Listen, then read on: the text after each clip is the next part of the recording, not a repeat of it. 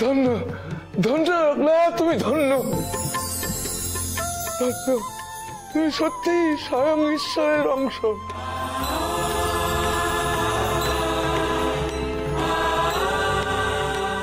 না গো, ধন্য আমি নই, ধন্য আমার এই জমিদার মশাই, যে তোমাদের আজ খাওয়াতে পারছে।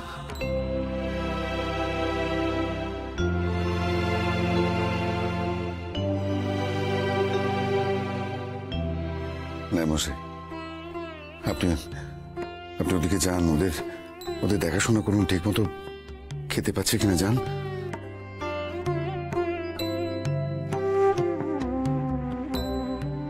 হ্যাঁ, তোমরা তোমরা তাড়াতাড়ি এসো, ওনাদের খাবারের ব্যবস্থা করে দাও। আকাশের কোণে মেঘ সরে যায়,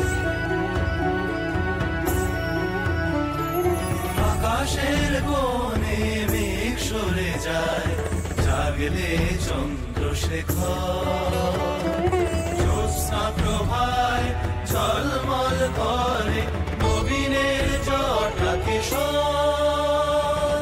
ধন্য জগৎ, ধন্য মানব, ধন্য অষ্টমী রাত, হরিহর আসে নবকলে বরে হতে জগতের নাথ। ধন্য জগৎ, ধন্য লোকনাথ বাবা, তোমার জন্য আজ আমি আবার নতুন করে কিছু পুণ্য সঞ্চয়ের সুযোগ পেলাম। যে সন্তান আমার আছে আর যে আসছে, তারা দুজনেই যেন এদের কাছ থেকে আশীর্বাদ পায়। তুমি তা দেখো বাবা, তুমি তা দেখো। অন্ন, ওরে ও অন্ন, কি হয়েছে মা? আরে লোকনাথ কোথায়? সকাল থেকে তো দেখতেই পাচ্ছি না ছেলেটাকে। লোকনাথ? জানি না তো, দেখো কে সন্ধ্যার সাথে হয়তো খেলছে। লোকনাথ, লোকনাথ, লোকনাথ কোথায় গো? সন্ধ্যা, তুই? লোকনাথ তোর সাথে নেই? কই না তো।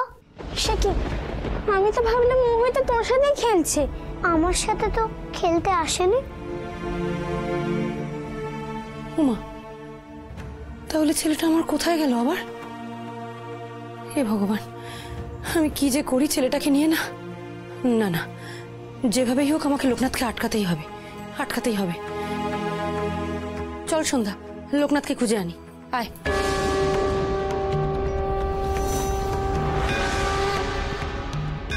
না না, এভাবে এদের কষ্ট দূর করা যাবে না। এত মানুষের কষ্ট চিরকালের মতো দূর করতে হলে আমাকে ঈশ্বরের কাছে পৌঁছতেই হবে। কিন্তু সেই পথ কোন দিকে আমি তো জানি না।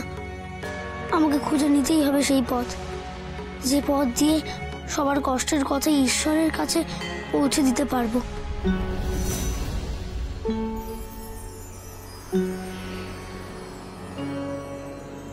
দিন পরে পেট ভরিয়ে খেলাম, আহা ভরা পেটের কি সুখ।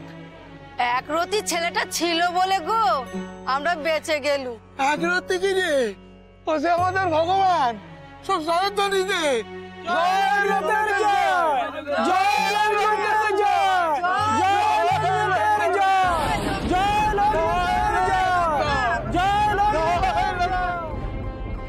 ওরা লোকনাথের নামে হঠাৎ জয়ধ্বনি দিচ্ছে কেন?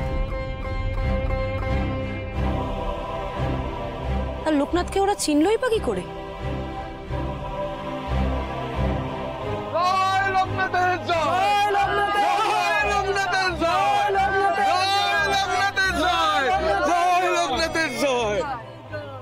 হ্যাঁ গো, তোমরা লোকনাথকে চেনো? ওকে দেখেছো? না চিনলি, ওর নামে জয়ধ্বনি কি করে দিচ্ছি বলো তো কুকু? তুমি ওরা চেনো? হ্যাঁ চিনি তো, লোকনাথ যে আমার বন্ধু হয়, আর এই যে লোকনাথের মা।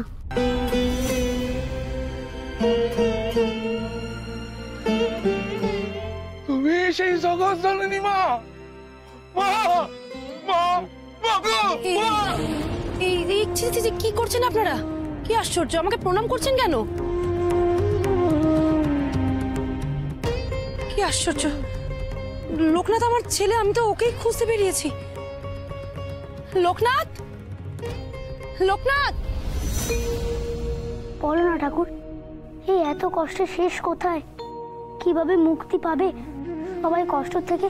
পথ দেখাও না ঠাকুর, আমি যে দিশাহারা হয়ে যাচ্ছি, এখনো পথ চিনতে পারছি না। লোকনাথ, কি হয়েছে তোর? কাঁদছিস কেন বাবা? কিসের এত কষ্ট তোর? মা, মা আমি যে এত লোকের কষ্ট এখনো দূর করতে পারিনি মা। সে কি কথা? এই তো দেখে এলাম সবাই তোমার নামে কেমন ধন্য ধন্য করছে। সত্যি তো, তুই তো সবার মুখে হাসি ফুটিয়েছিস লোকনাথ। তাহলে তোর আর এখন কষ্ট কিসের? না মা, এখন এদের সবার কষ্ট দূর হয়নি, আমার মনও শান্ত হয়নি। তাই শান্ত হয়ে যাবে, বাড়ি চলো, সেখানে গিয়ে আমরা গল্প করব, খেলা করব, তাহলেই মন ঠিক হয়ে যাবে।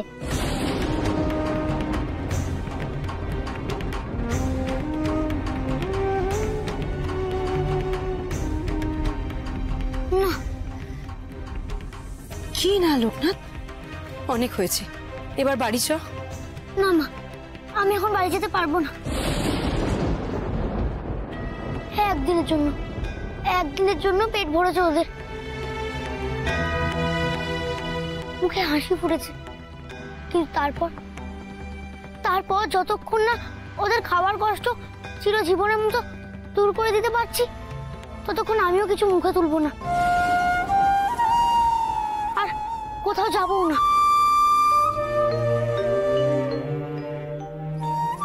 কেন এরম করছিস বাবা? তুই না খেলে আমি কি করে খাই বল দেখি? ছেলে না খেলে মা কি কখনো খেতে পারে রে? মা, তোমার মতো যে অনেকেই আমাকে নিজের ছেলে বলে মনে করে গো, তাদের কষ্ট দেখে কি আমি খেতে পারি? শরীর খারাপ করবে তো লোকনাথ, কিছু একটু অন্তত মুখে তোল বাবা। মা, তুমি তো ওদের দেখোনি, মাসের পর মাস না খেয়ে ওদের কি অবস্থা হয়েছিল। ওদের দেখলে না তোমারও খাওয়ার ইচ্ছে চলে যেত।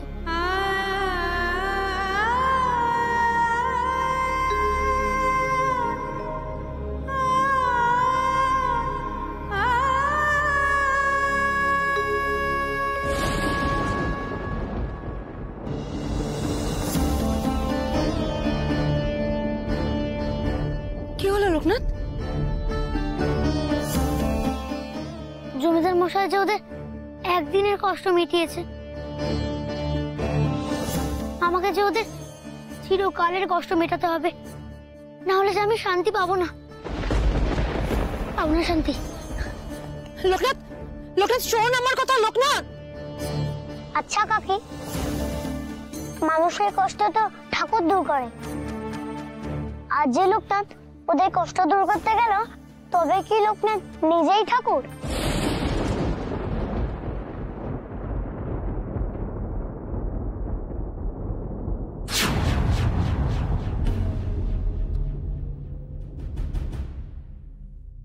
জমিদার মশাই আসছেন, আমি খবর পাঠিয়েছি। শুধু নিজের কৌতূহল থেকে একটা বিষয় আপনার কাছে জানতে চাইছি, অপরাধ দেবেন না। না না, আপনি নিঃসংকোচে জিজ্ঞেস করতে পারেন। দেখুন, আমাদের সত্যি সত্যি এখন যা সংকটের মধ্যে দিয়ে চলছে, আপনাদের সাহায্যে ব্যতীত তো আমরা অসহায়। সে বিষয়ে আশা করি আপনার মনস্কামনা পূর্ণ হবে। আমাদের জমিদার মশাই কারোর কোনো সাহায্যে কখনো পিছু পান না। দেখুন, আমি তো বিশেষ কিছুই চাইছি না, আমি শুধু একদিনের জন্য লোকনাথকে চাইছি আমাদের গ্রামে যাবে। আপনি লোকনাথকে কোথায় নিয়ে যেতে চাইছেন মণিশঙ্কর মশাই? আগে আগে আপনি শুনেছেন নিশ্চয়ই যে আমাদের গ্রাম খরার মুখে পড়ে তছনছ হয়ে যাচ্ছে। সকলের বিশ্বাস, লোকনাথ যদি একবার আমাদের গায়ে গিয়ে দাঁড়ায়, তাহলে তার পুণ্যে নিশ্চয়ই বৃষ্টি আসবে। সেটাই আশ্চর্যের জমিদার মশাই, লোকনাথ গেলেই যে বৃষ্টি হবে এরকম কেন ধারণা হলো আপনাদের? সেটাই ছিল জিজ্ঞাস্য। যিনি ঈশ্বরের প্রতিভু, যার অপার ক্ষমতায় মানুষ জীবন লাভ করে, মায়ের খালি কোল ভরে ওঠে, অনাহারে থাকা মানুষ পেট ভরে খেতে পায়, তার ক্ষমতার কথা কি কোনোদিন চাপা পড়ে থাকে না মশাই? লোকনাথের কর্মকাণ্ডের কথা আমাদের গা অব্দি পৌঁছেছে। আমার প্রজাদের বিশ্বাস, লোকনাথ আমাদের গায়ে এলে সেখানে নদীতে আবার জল ভরে উঠবে, খেতে আবার ফসল ফলবে, মন্বন্তর হাওয়া থেকে বেঁচে যাবে সবাই। মণিশঙ্কর মশাই, এ সম্পূর্ণ আপনাদের ভুল বিশ্বাস। আপনি সেই ভুল বিশ্বাসের ভরসা এখানে ছুটে চলে এলেন। আর কোনো কি উপায় আছে নিশিকান্ত মশাই? দেখুন, এখন আপনার অনুমতিটুকু প্রয়োজন। যদি লোকনাথের ওখানে উপস্থিতিতে সেই বিশ্বাসে যদি আমার গ্রামের লোকজন ভেসে যায়। না, আমি অনুমতি দিতে পারি না। আমি অনুমতি দিতে পারি না। কেন? এতে তো লোকনাথের কোনো ক্ষতির আশঙ্কা নেই। লাভ ক্ষতির হিসেব কি সবসময় জাবদা খাতায় হয় মণিশঙ্কর মশাই? কিছু কিছু ক্ষতির প্রলেপ মনের মধ্যেও লেগে থাকে। দেখুন রায়মশাই, এইভাবে শুধুমাত্র মুখের কথায় বিশ্বাস করে তো টাকা পয়সা দেওয়াটা, বুঝতেই পারছেন। দয়া করুন, দয়া করুন মণিশঙ্কর মশাই, দয়া করুন। আমি আপনাকে এভাবে বলছি, দয়া করুন। আপনি ওনার কাজ করুন, এই কয়েক ধামা ধান নিয়ে যান। সাহায্যের প্রত্যাশী আমিও একদিন হয়েছি। আপনি কিন্তু আমাকে খালি হাতে ফিরিয়ে দিয়েছেন। আমি জানি নিশিকান্ত মশাই, সেদিন আমি ভুল করেছিলাম, মারাত্মক ভুল করেছিলাম। আর সেই ভুলের প্রায়শ্চিত্ত করতে আমি আজকে এতটুকু কুণ্ঠিত হব না। আমাকে ক্ষমা করে দিন। আপনি কি করছেন? দেখুন দেখুন, আমার সেই ভুলের জন্য আমার প্রজারা শাস্তি পাবে এ হতে পারে না। আমাকে লোকনাথকে ভিক্ষে দিন। আমাকে দয়া করে আমাকে লোকনাথকে ভিক্ষা দিন। মণিশঙ্কর মশাই, আপনি ভুল করছেন।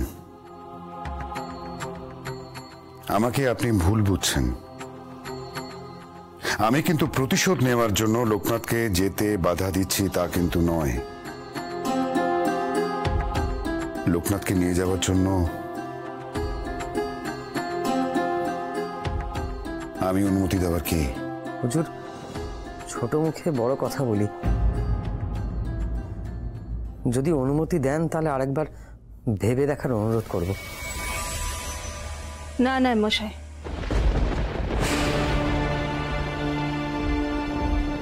তা হয় না।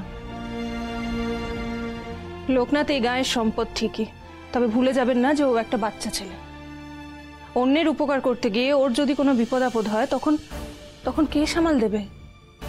লোকনাথের বাবা মাকে কি জবাবদিহি করবেন আপনারা তখন?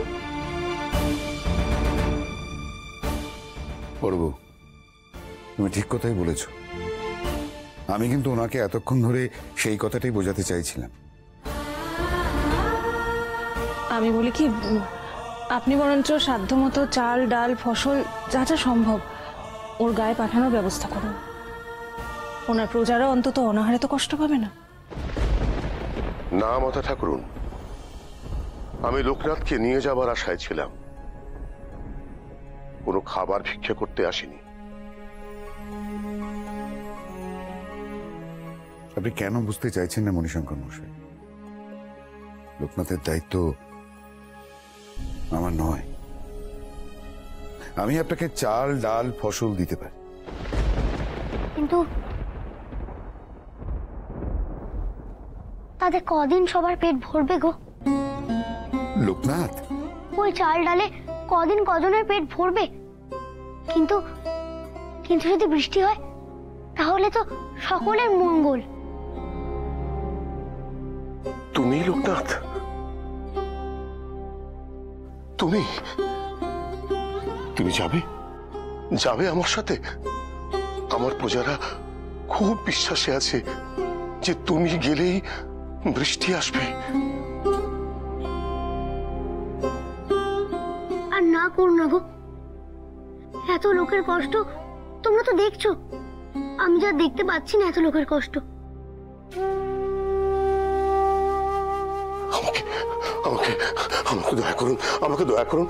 আমি আমি সমস্ত সমস্ত দায়িত্ব নিচ্ছি লোকনাথের। হ্যাঁ, আমি ওকে এখান থেকে নিয়ে যাব, আবার ফিরিয়ে নিয়ে আসবো। আমার আমার পূর্ব ভুলের জন্য আমি সমস্ত রকম ভাবে দুঃখিত। আমাকে আমাকে দয়া করুন, আমাকে দয়া করুন, আমাকে দয়া করুন, আমাকে আমাকে দয়া করুন, আমাকে দয়া করুন। কি করছো তুমি? তুমি না আমার গুরুজন, ঈশ্বর ছাড়া আর কারোর পায়ে কি হাত দেওয়া যায়? ঈশ্বরের পায়ে কি সবাই হাত দিতে পারে লোকনাথ? সবার কি সৌভাগ্য হয়? আমার প্রজাদের এক বেলার জন্য হলেও তুমি পেট ভরিয়েছ, তারা তোমাকে ঈশ্বর বলে মানে। তাদের তাদের দুঃখ দূর করে দাও লোকনাথ, তাদের দুঃখ দূর করে দাও। দুঃখ দূর করার ক্ষমতা তো আমার নেই। আমি শুধু শিব ঠাকুরকে বলতে পারি, ওদের সব দুঃখ তুমি দূর করে দাও। তাহলে তাহলে সেইটুকুই করো, আমরা নিশ্চিন্ত হই। বেশ, তবে চলো। দাঁড়াও লোকনাথ,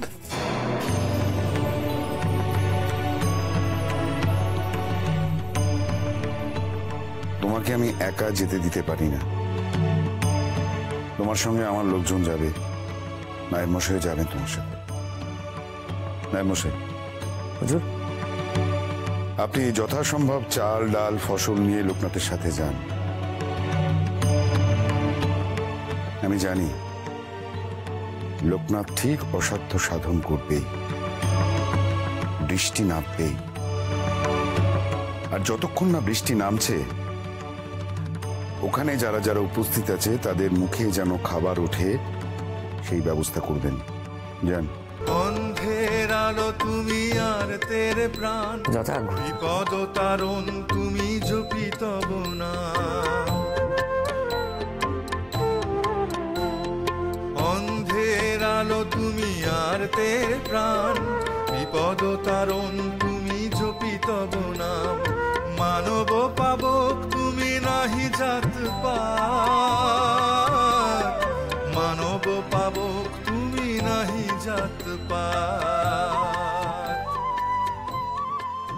এবার কি তবে সত্যি ঈশ্বর মুখ তুলে চাইলেন? আমাদের ডাক শুনলেন? নইলে কেন লোকনাথকে অন্যের কষ্ট দূর করার কাজে এইভাবে নিয়োজিত করলেন? লোকনাথ কি তবে সত্যি এবার সংসারে আটকা পড়বে? দিনদা,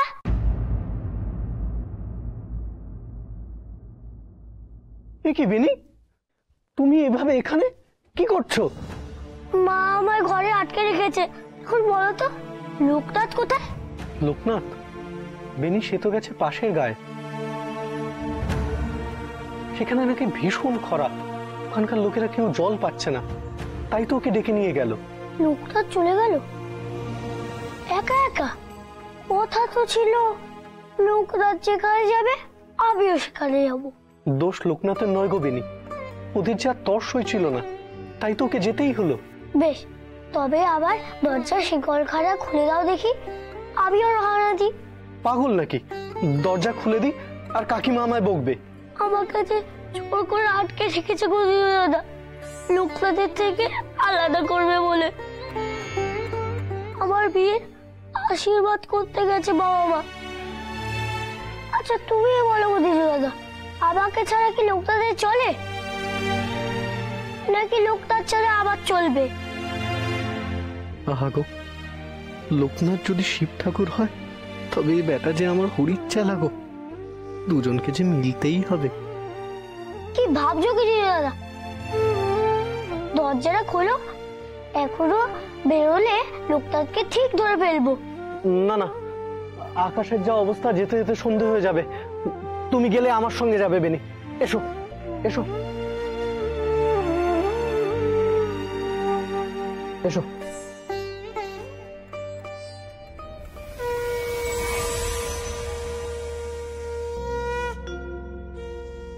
মা, তুমি এখনো এখানে বসে আছো? এদিকে কত সন্ধে হয়ে গেল, এবার তো কিছু খেয়ে নাও। সেই কখন পুকুর পাড় থেকে ফিরেছো, তখন থেকে কিচ্ছু খাওনি।